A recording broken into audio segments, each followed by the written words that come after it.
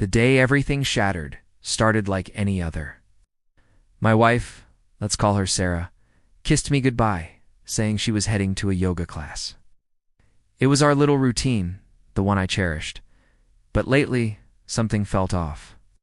A distance had grown between us, a coldness that I couldn't quite put my finger on. She was more secretive with her phone. Her smiles didn't quite reach her eyes anymore. Our conversations felt shallow, like we were just going through the motions. That morning, a nagging feeling in my gut wouldn't go away. Call it intuition, call it paranoia, but I had to know. With trembling hands, I opened the location-sharing app we'd set up for emergencies.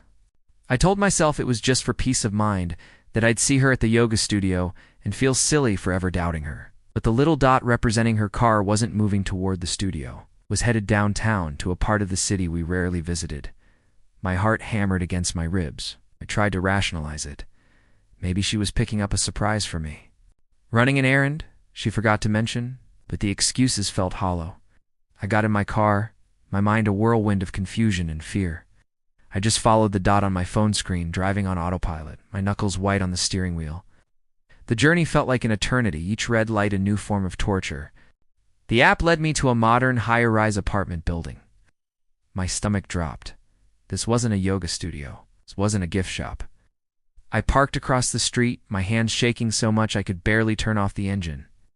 I just sat there, watching, hoping, praying. This was all a giant misunderstanding. Then I saw her. She pulled into the visitors' parking lot, looking more radiant than I had seen her in months. She checked her reflection in the car mirror, a genuine, excited smile on her face. A man came out of the building's main entrance. He was tall, dressed smartly, and he greeted her with a hug that was far too familiar, far too intimate. My breath hitched in my throat. I watched as he took her hand, intertwining his fingers with hers, and led her inside. I saw them laugh together as they disappeared through the glass doors. It was like watching a scene from a movie, only this was my life, and it was crumbling before my very eyes. I don't know how long I sat there just staring at the empty entrance, an hour. 2. The world outside my car seemed to fade away. Sounds of the city, the people walking by, it was all just a muffled blur. The only thing that was real was the crushing weight on my chest, the feeling of betrayal that was so intense it was physical. Every shared memory, every promise, every I love you now, felt like a lie. The person I had built my life with, the woman I trusted completely, had just walked into another man's home without a second thought. The future I had envisioned with her, growing old together, raising a family, it all evaporated in that single moment. The pain was indescribable, was a deep, gut-wrenching ache that spread through my entire body.